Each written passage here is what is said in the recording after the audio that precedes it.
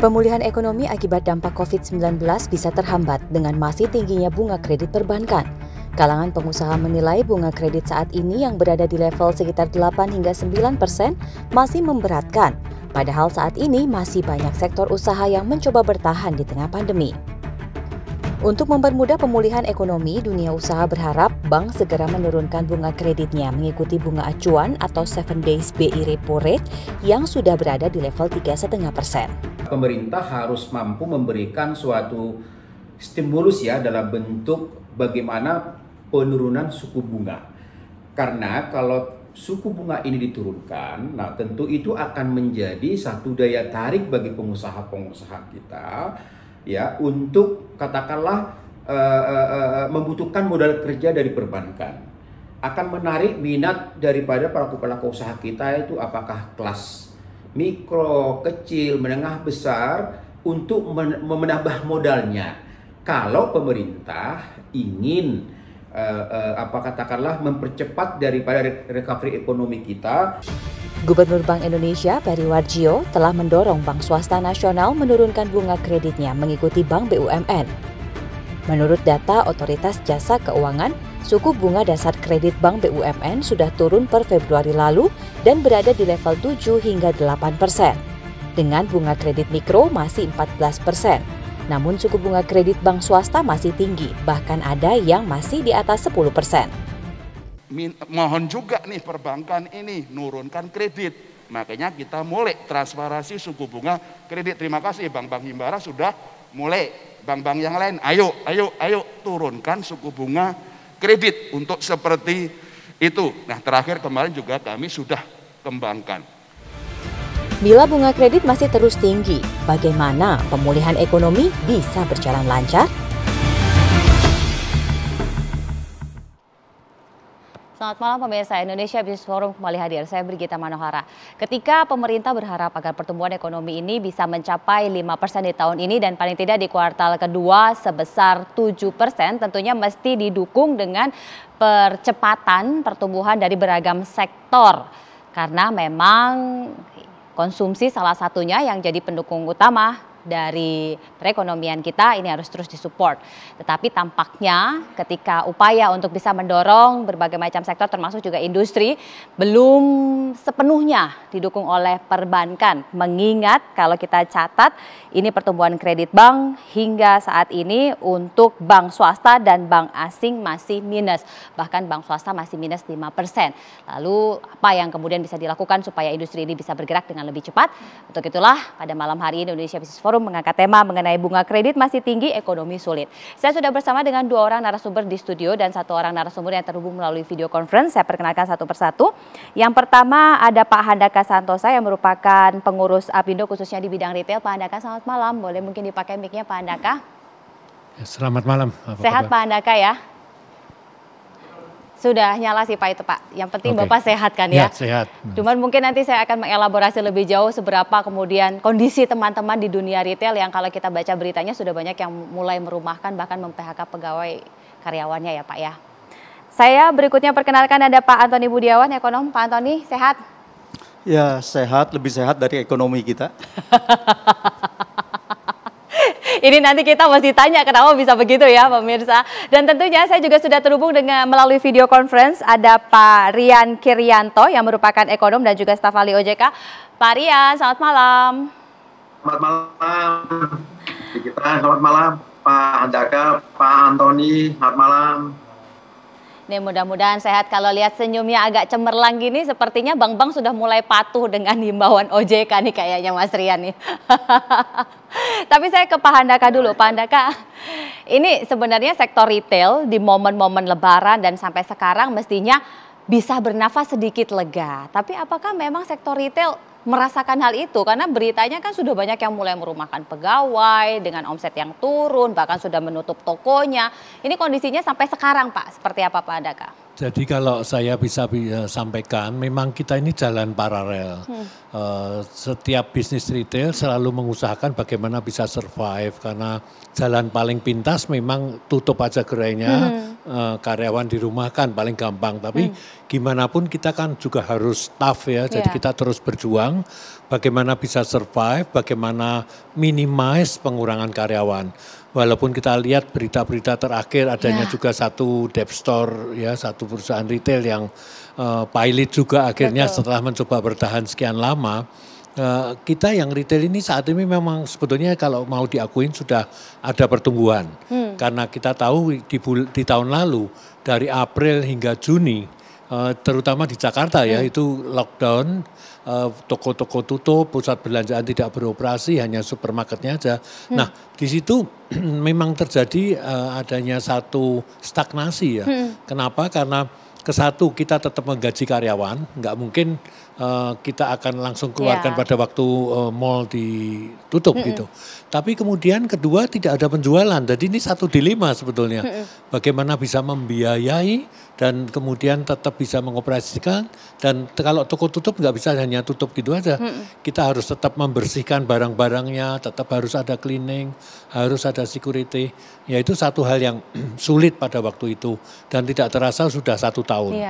Nah saat ini walaupun di tengah kita belum bisa sehat 100%, memang ada beberapa perusahaan yang sudah dalam tahapan yang recovery lebih bagus ya.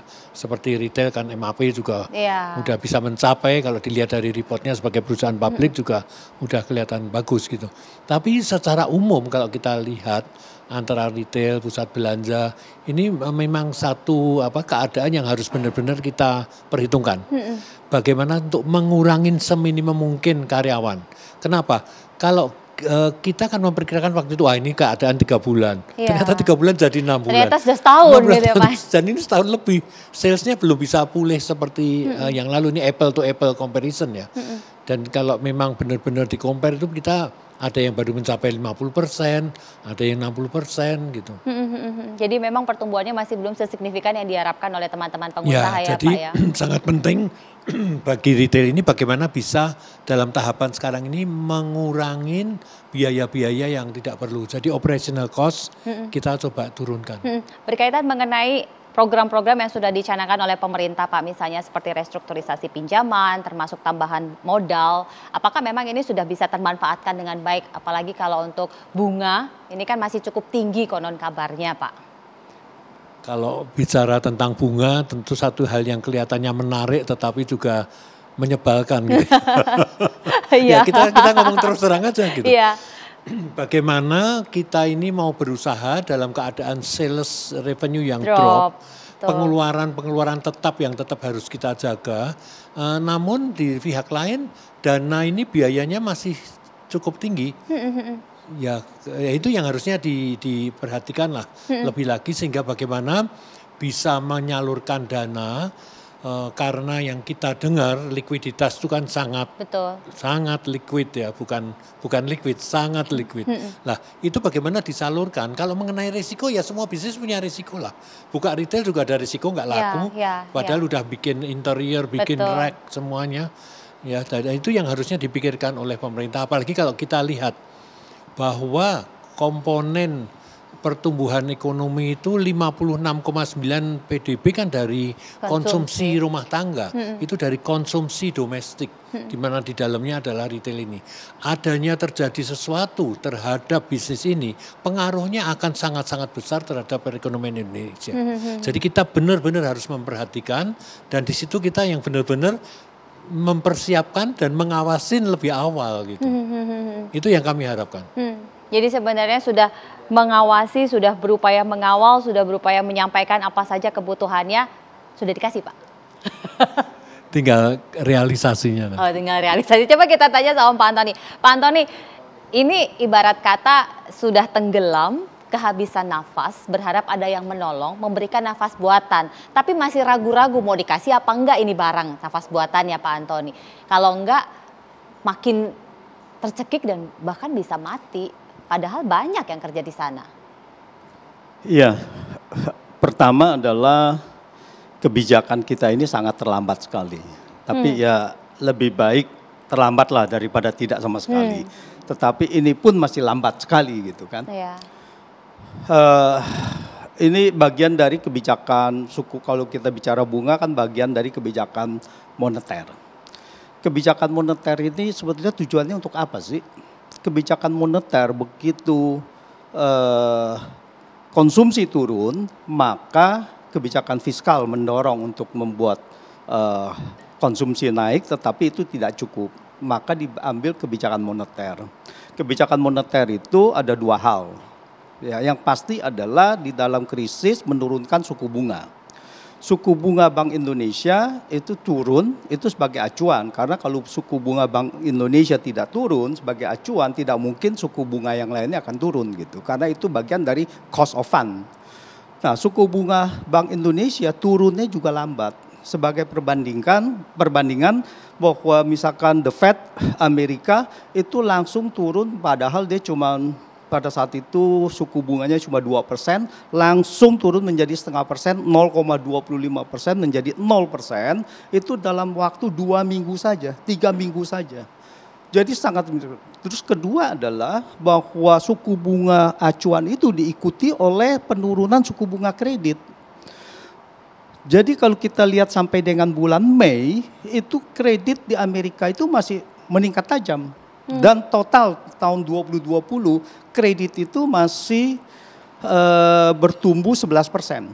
Meskipun dia sampai Mei naik tajam, lalu kemudian landai, dia turun, tetapi pada akhir Desember 2020 dibandingkan Desember 2019 itu masih naik 11%.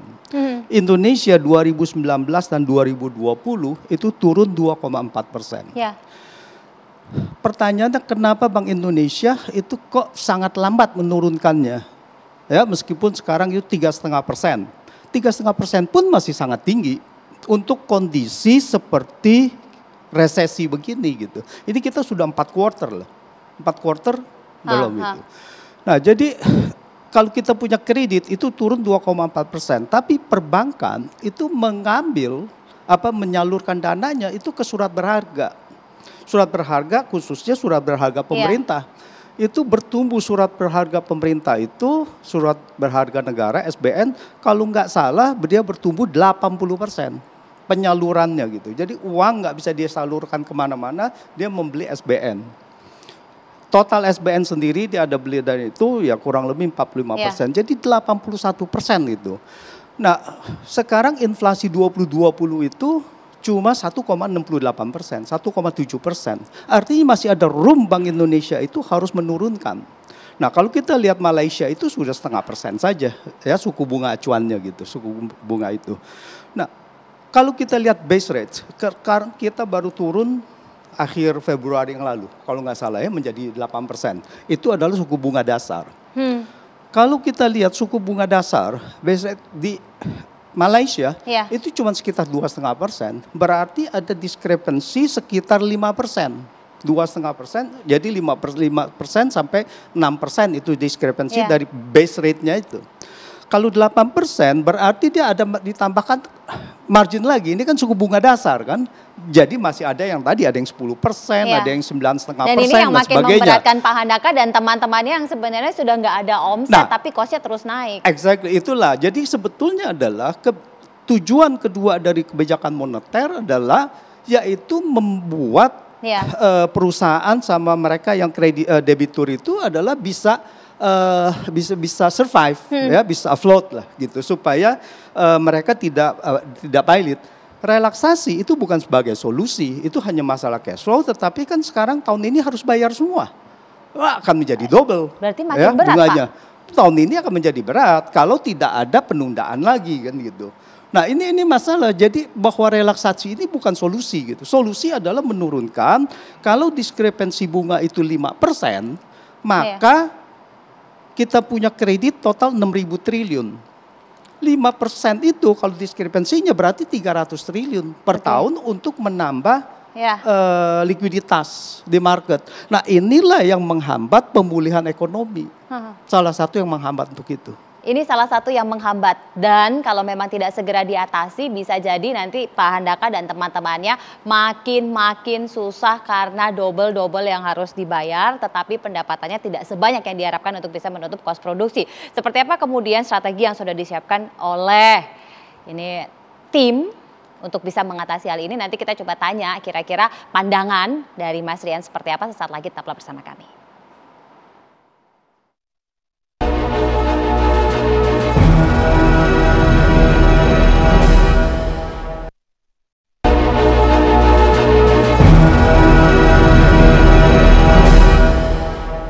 Tentu kita juga ingin tanya pandangan dari Mas Rian, seperti apa sebenarnya kalau dari pandangan Mas Rian berkaitan mengenai bunga yang tadi kalau kata Pak Antoni ini, kenapa sih nggak cepet-cepet aja dari awal diturunin? Ya sekarang agak terlambat sih, meskipun bank-bank swasta juga masih belum mau menurunkan. Mas Rian, kalau dari pandangan Mas Rian seperti apa? Oke, jadi begini kita Pak Handaka dan kolega saya Pak Antoni. Memang perilaku suku bunga di negara kita itu di masa pandemi itu agak unik ya, tidak sesuai teori yang selama ini kita pahami.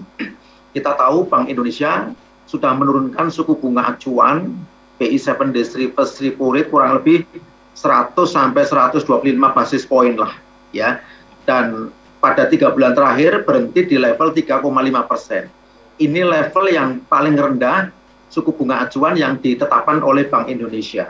Harapannya itu bisa tertransmisi di dalam pembentukan suku bunga simpanan maupun suku bunga pinjaman. Dan memang itu terjadi. Cuman ekspektasi publik, ekspektasi pelaku usaha tidak seperti yang terjadi di sektor perbankan itu sendiri. Kita tahu suku bunga kredit, tadi sudah ditampilkan, itu prime lending rate namanya, suku bunga dasar kredit, sudah turun. Bahkan untuk yang corporate banking itu sudah single digit. Kemudian untuk yang konsumtif memang relatif lebih mahal. Ya, itu memang nature daripada kredit seperti itu. Jadi, itu terbentuk karena apa? Nah ini, tadi sampaikan oleh Pak Antoni sebetulnya, bahwa pembentukan harga pokok dana atau cost of fund, itu penurunannya tidak secepat penurunan suku bunga acuan atau BI rate tadi.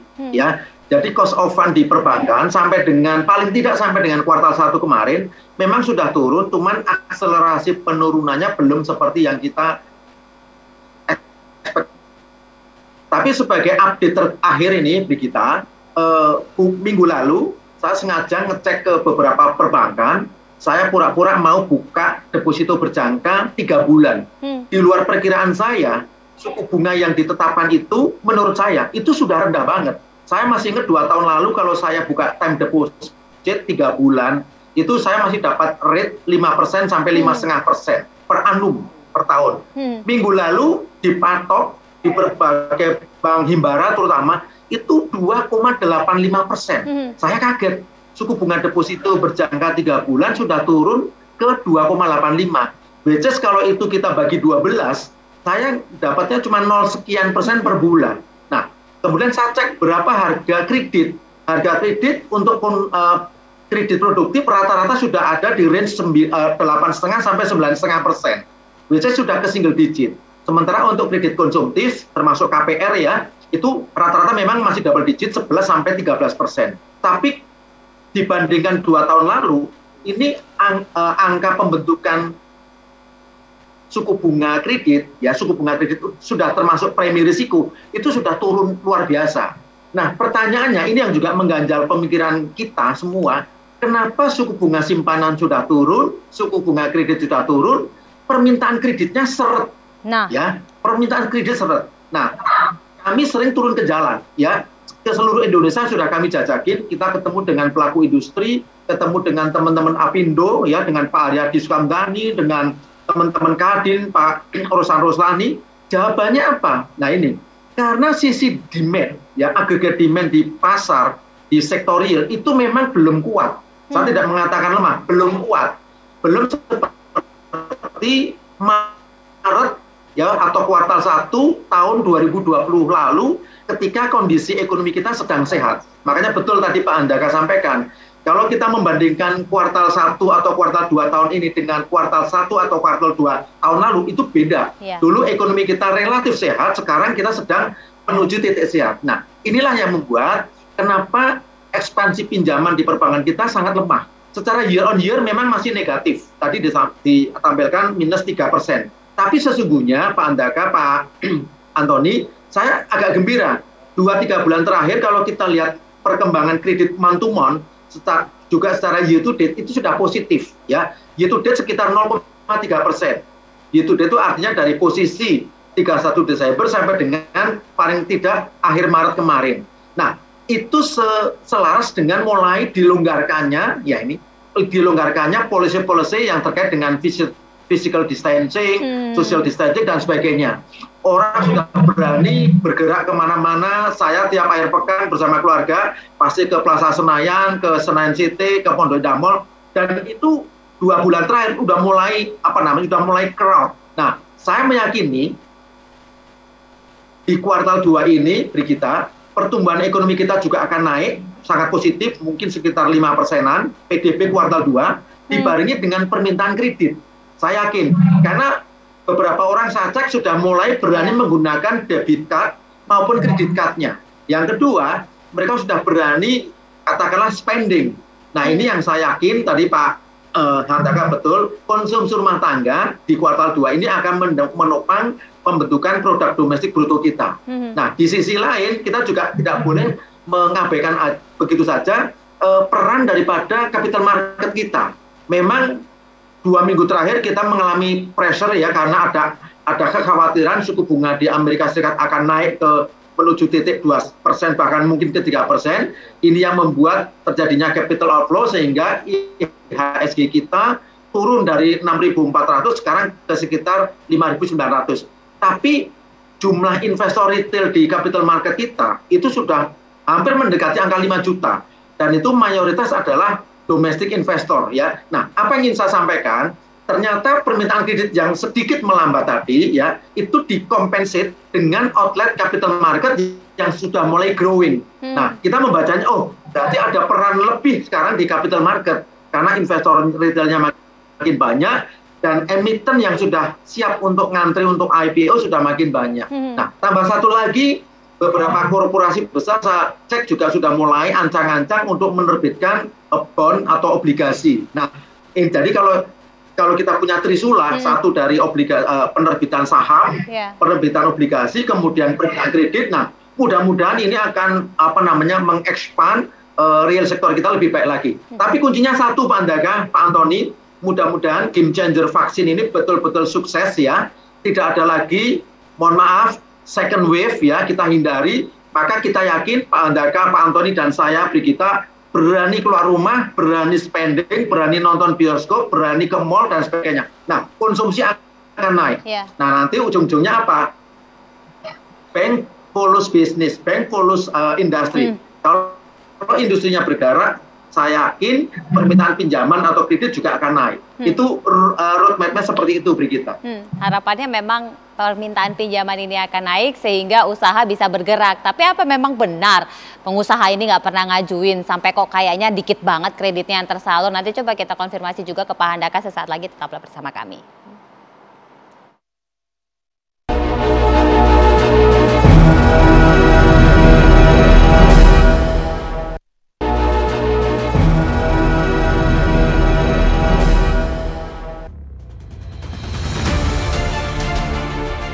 Target pemerintah untuk mencapai pertumbuhan ekonomi tahun ini sebesar 5% tampaknya masih sulit, mengingat penyaluran kredit masih terseok-seok. Ekonom Indef Bima Yudhistira menilai, untuk mencapai pertumbuhan ekonomi 5%, seharusnya pertumbuhan penyaluran kredit mencapai 15%. Padahal pada kuartal 1 2021, pertumbuhan kredit secara tahunan tercatat minus 3,77%.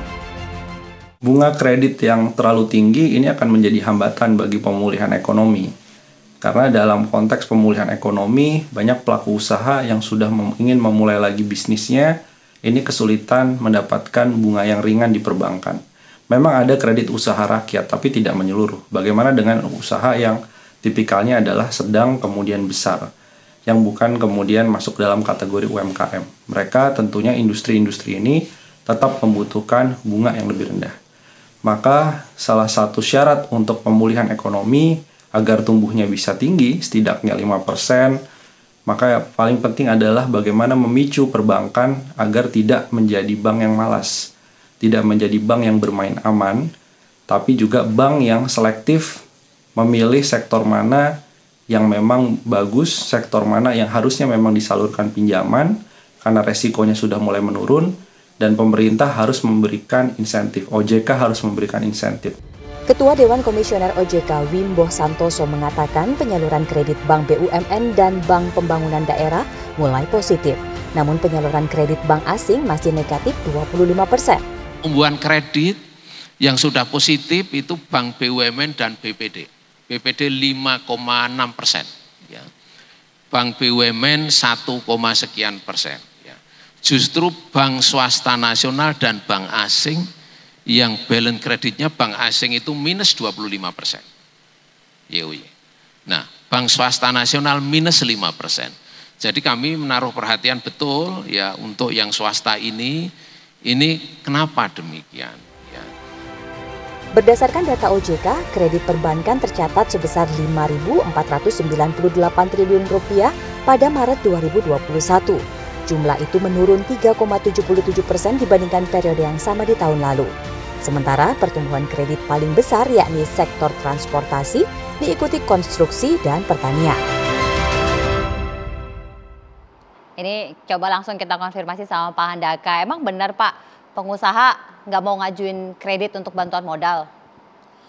Sebetulnya nggak mungkin ya, karena sekarang ini memang support dari cash flow ini sangat penting. Karena beberapa perusahaan yang tahu bahwa kita hanya akan suffer ini beberapa bulan dan ternyata setahun, tentunya membutuhkan dukungan itu. Dan banyak sekali, makanya saya baru saja terbuka ide, dimana kalau kita bikin broker untuk menerima permintaan kredit dan kita offer nanti ke perbankan. Karena sedemikian parah susahnya mereka sebenarnya butuh uang ya Pak? Iya betul, fee-nya murah lah, 0,25% ya Pak. Tapi Pak Handaka, mengingat sebenarnya ini kan upaya untuk penurunan bunga kredit sudah dilakukan. Bahkan BI rate-nya udah 3,5. Walaupun kata Pak Antoni ini masih lama, tapi memang cenderung lama daripada enggak. Apa memang apalagi sih yang kemudian dibutuhkan oleh pengusaha Pak? Paling tidak supaya panjang lagi lah nafasnya nih daripada nanti makin banyak PHK Pak. Gini, sebelum saya kesini tadi, salah satu teman telepon bahwa dia ini ekspor handicraft, handicraft ya, jadi kerajinan tangan. Ini kan UKM. Iya. Kenanya bunga berapa? Berapa Pak? Tepat 12%. Mas Rian ini 12% Mas Rian. Ini bank pemerintah, ada datanya. Kalau perlu bisa call saya, saya kasih datanya. Nah, tapi dia bersyukur gitu karena ternyata beberapa waktu yang lalu ambil dari LPI bisa dapat 6%. Jadi ini kan ada yang bermain gitu, LPI bisa berikan 6%, ya salut buat LPI. Ya, tapi yang dari bank pemerintah tadi, saya nggak sebut nama ya, nggak enak. Itu 12%, benar-benar 12%, nggak diturunkan. Pak Antoni temennya juga katanya ada yang sampai 12% ya? Iya, benar. Itu kapan ngambilnya Pak? Ya itu yang lama, kredit lama. Tapi minta, diturunkan dong Pak. Iya makanya minta untuk diturunkan juga tidak bisa juga gitu, tidak dikasih gitu. Mas Rian itu masih ada yang gitu. masih tinggi ternyata suku bunganya. Gak mau turun Mas Rian. 12,5% Mas Rian. 12,5% UKM padahal. Dan bukan bank buku 4 Pak ya. Iya. Buku Jadi saya bisa kasih komen. Saya komen. Mungkin bunga kredit itu mestinya harus bisa direview. Kalau itu harga pokok dananya adalah ketika katakanlah harga pokok dana 2-3 tahun lalu, tapi secara komposit, secara blended sudah turun. Harusnya Pak Antoni bisa minta review ya untuk disesuaikan. Nah, saya ingin sampaikan di sini Pak Handaka, Pak Antoni, kenapa pertumbuhan kredit itu secara komposit itu masih seret, yaitu tadi cuma berapa 0,3% sampai Maret, itu karena ini case-nya true story dan sudah public domain, jadi saya berani sampaikan. Sebagian corporate banking, ya customer corporate itu mempercepat pembayaran atau pelunasan pinjamannya ke perbankan. Itu jumlahnya kurang lebih 200-an lah, ya, korporasi besar.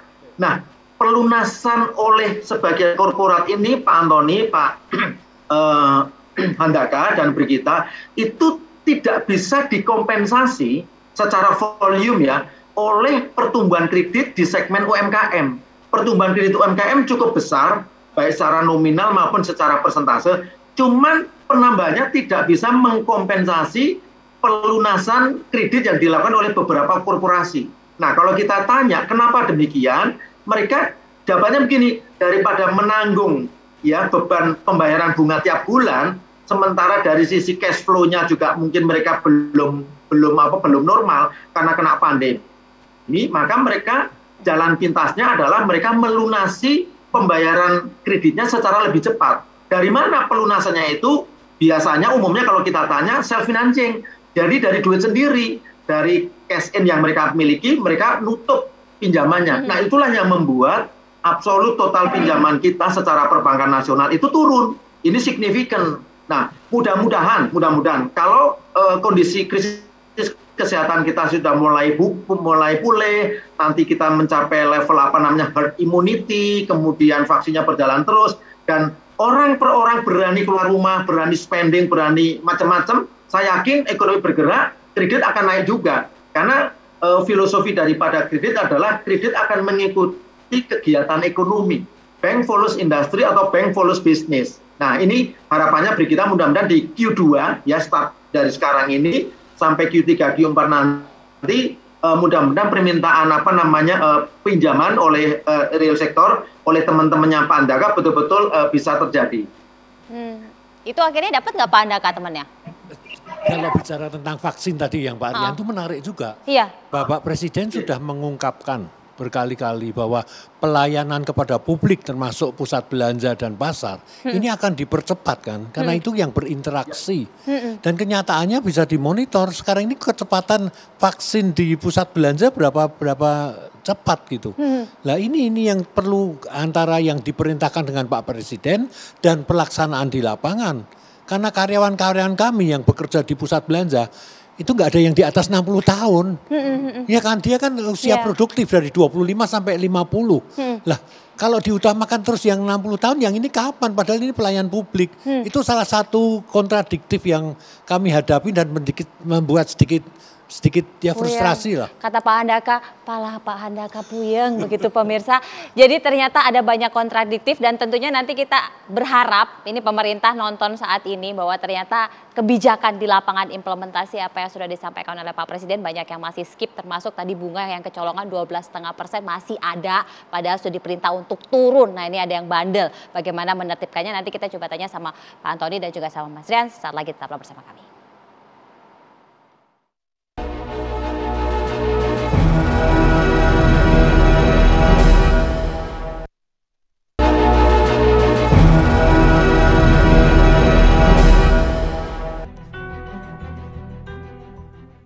Ya mau saya ya kalau benar-benar membantu pedagang gini ya bunganya diturunin. Kalau emang mau diturunin ya alhamdulillah kan, senang banget.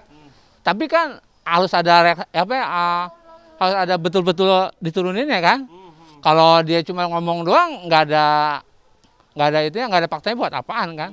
Pernah saya ngajuin peringanan tapi kok malah cuma suruh bayar bunganya doang. Tapi kalau menurut saya bayar bunga doang tapi nggak mengurangin utang gimana? Saya nggak sanggup yang begitu, malah saya stop aja gitu. Ya sama aja sih Mas, cuma diansurin ke mikro sama kur gitu Mas. Tapi kalau kur kan buat kami para pedagang kan nggak bisa Mas. Kalau kita ada apa-apa di jalan mati kan anak yang nerusin. Nggak pakai asuransi. Saya nggak mau. Itu jadi sebenarnya sudah banyak upaya-upaya yang dilakukan, tapi ternyata masih ada yang miss. Pak Handaka punya cerita lagi nih satu nih. Ini bukan cuman berkenaan mengenai bunga yang masih tinggi ternyata, padahal kebutuhannya sudah mendesak. Ada lagi ya Pak ya? Ya, jadi sebenarnya ini bukan cerita orang atau dengar dari ini. Ini satu Fakta perusahaan yang lagi dirasakan. fakta.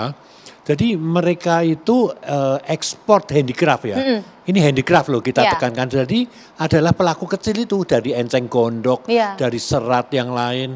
Lah dari 10M naik jadi 20M, kecil kan 10M. Tapi buat dia berat sekali. Kenapa? Karena prinsipal yang membeli produk ekspor tadi itu membayarnya 120 hari. Jadi dengan 120 hari itu 4 bulan. Sedangkan kita ke pengrajin harus bayar di depan. Jadi barangnya kita beliin bahannya, terus kemudian kita produksi kita duitin lagi. Pada waktu diserahin untuk finishing 90%. Kemudian setelah naik ke kontainer 10%-nya lunas. Nah gimana? Nah kejadian lagi ke perusahaan yang juga kami tanganin. Itu lebih berat lagi, karena apa? 2019 ekspor saya 35M. Tahun 2020 dalam keadaan pandemi naik jadi lebih dari ini. 76M. Nah sekarang ini sampai di bulan April Mei udah 40 sekian M.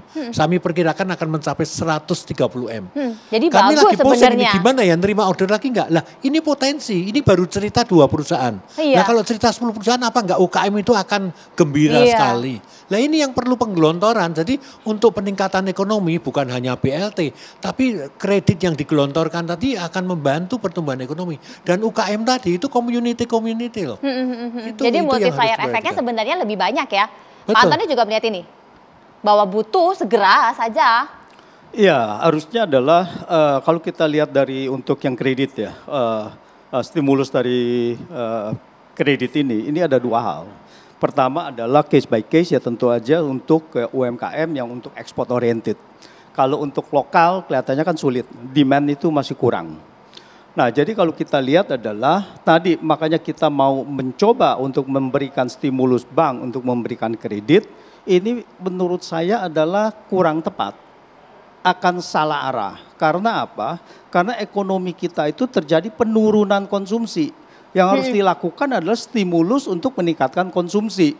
Bagaimana bank atau bagaimana perusahaan-perusahaan mau mengambil kredit kalau dia sendiri masih ada over capacity. Masih ada kapasitasnya mungkin baru ada yang 60%, ya, ada yang 50%, tapi tidak ada yang hampir tidak ada yang mencapai 80%. Jadi itu sangat sulit sekali untuk memberikan mereka stimulus. Makanya salah satu adalah kenapa bahwa perusahaan-perusahaan itu memulangkan kreditnya. Jadi itu karena mereka tidak bisa terpakai karena mereka masih ada over capacity. Nah, jadi yang harusnya adalah yang tadi suku bunga diturunin itu artinya untuk memberikan stimulus supaya orang masyarakat tidak membayar bunga yang sangat mahal sehingga mereka ada untuk membelanjakan uangnya. Kalau mereka bisa membelanjakan uangnya, demand bisa naik, pertumbuhan permintaan bisa naik, otomatis akan kreditnya akan bisa meningkat. Selama begitu dia sudah menaik menjadi kapasitasnya sudah ya mendekati 100%, pasti mereka akan mengambil kredit lagi. Nah, sekarang masalahnya adalah begitu suku bunga tinggi sebegini, ini juga menjadi suatu permasalahan sosial. Kenapa saya katakan permasalahan sosial? Karena pengusaha itu, perusahaan yang mana di mana-manapun yang kecil-kecil itu, dia adalah untuk berani buka bisnisnya.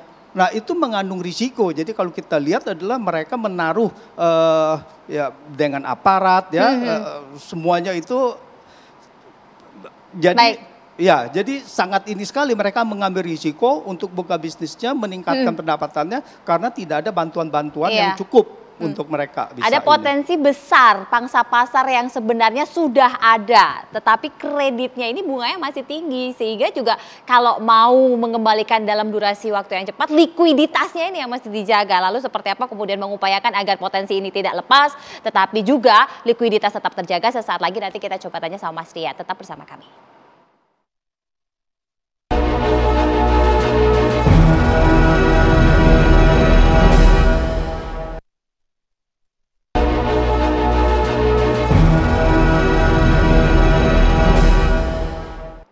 Ternyata besar harapan supaya kredit ini segera diturunkan agar modal segera didapat dan ekspor bisa dilakukan sesuai dengan potensi yang ada. Tapi coba kita tanya sama Mas Rian. Mas Rian, ini terakhir segmen untuk Mas Rian, silakan. Kami yakin ya bahwa permintaan kredit start from kuartal 2, kuartal 3, 4 dan seterusnya akan naik.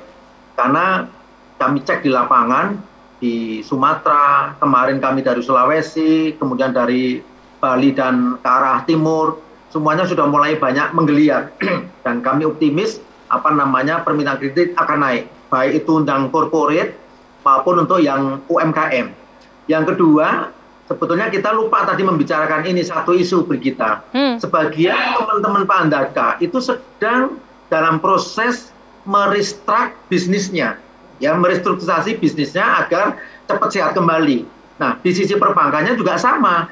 Sebagian perbankan kita sibuk juga berkejaran dengan waktu untuk menyelesaikan proses restrukturisasi kredit yang sekarang sudah membaik. Sekarang angka restrukturisasi kredit itu sekitar 800 triliun. Dari sebelumnya mendekati 1.000 triliun. Jadi udah ada success story. Dan ini masih berlaku sampai dengan Maret 2022. Nah, kemudian ketiga, kita bertumpu kepada fiscal policy. Ya, monetary policy, suku bunga sudah oke, sudah rendah. Nah, sekarang tinggal kick off-nya itu dari sisi belanja pemerintah, belanja kementerian, lembaga, sehingga ini bisa menciptakan demand. Yang jadi isu sentral kita adalah karena demand-nya memang belum kuat. Sehingga kalau demand-nya nggak kuat, temannya Pak Andaka dipaksa untuk minta kredit pun nggak akan terjadi. Sebetulnya, Pak Andaka, Pak Antoni, bankir-bankir sekarang itu pusing loh. Duit banyak, likuiditas melimpah. Cuman mau menyalurkan bingung, kemana nih disalurkan. Ini ibaratnya ya, kalau saya menggunakan istilah bahasa Jerman Pak Andaka, sing toko ratu tuku, sing tuku toko. Ini fakta di lapangan. Nah, tapi mudah-mudahan tadi dengan vaksin udah mulai makin agresif dan kita juga makin komplain dengan protokol kesehatan. Mudah-mudahan orang berani spending, orang berani keluar rumah, kelompok orang kaya, kelas menengah ke atas berani membelanjakan uangnya. Saya yakin korporasi maupun retailer akan menikmati berkah daripada tadi success story daripada vaksin sebagai game changer. Baik. Itu closing dari saya, Brigita. Baik, terima kasih Mas Rian. Ini merupakan ekonom dan juga staf ahli OJK. Terima kasih Pak Andaka. Mudah-mudahan segera ada jalan terang, paling tidak vaksinnya diprioritaskan ya Pak ya, untuk teman-teman di retail. Dan Pak Antoni Budiawan, terima kasih. Mudah-mudahan segera ada realisasi dari apa yang kita bicarakan di sepanjang program ini. Saya Brigita Manuara pamit, selamat malam, sampai jumpa.